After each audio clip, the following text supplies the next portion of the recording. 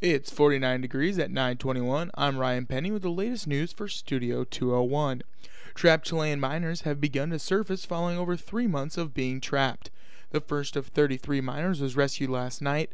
Since that point, 13 other miners have been rescued.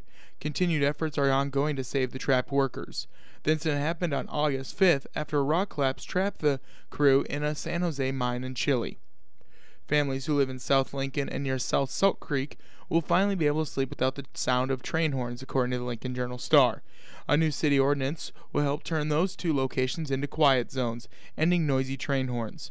New safety measures costing over $1 million will help get rid of the need for horns to warn other motorists. Saturday, December 5th, 2009 is still a day that haunts Husker football fans. On that day, the Huskers lost in the Big 12 championship game to the Texas Longhorns, and this Saturday is the first chance at payback for the Huskers. The number 5 Huskers play host to the unranked Longhorns at 2:30 p.m. at Memorial Stadium. The game is expected to see record crowds. A Safe Quarters fundraiser helped raise $98,000 last weekend, according to the Lincoln Journal-Star. The money was raised by over 1,700 volunteers for the Friendship Home.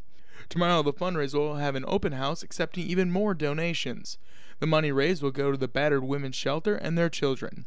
That's the latest news. Again in Lincoln, it's 49 degrees. For Studio 201, I'm Ryan Penny reporting.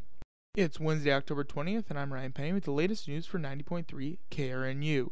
77 Fulbright scholars will be on the UNL campus to discuss food safety.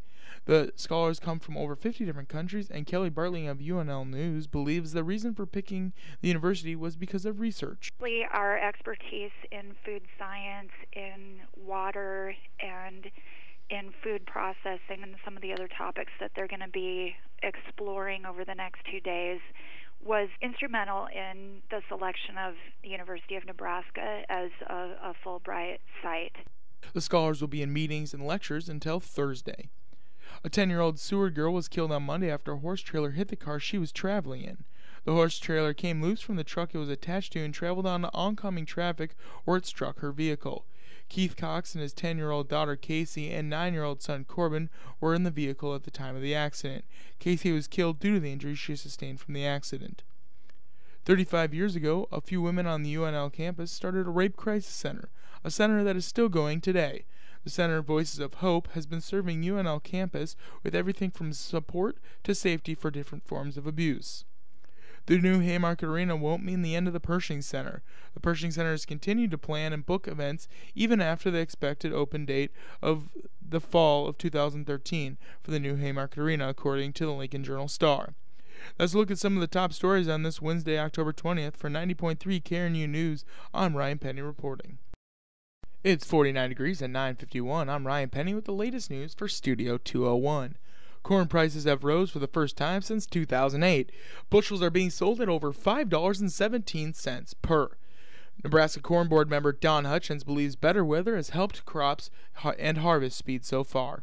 Last year it took a long time to get this harvest over, and the crop conditions were much different. I think when the dust all settles with this harvest, we're going to see that we're going to have sufficient production for livestock purposes, ethanol purposes, food purposes, and exports. The cash price per bushel has rose by 76 cents since October 7th. Chilean families rejoiced after the first of 33 miners were rescued following 69 days underground. So far, 14 other miners have been rescued, but continued efforts are ongoing to save the other trapped workers.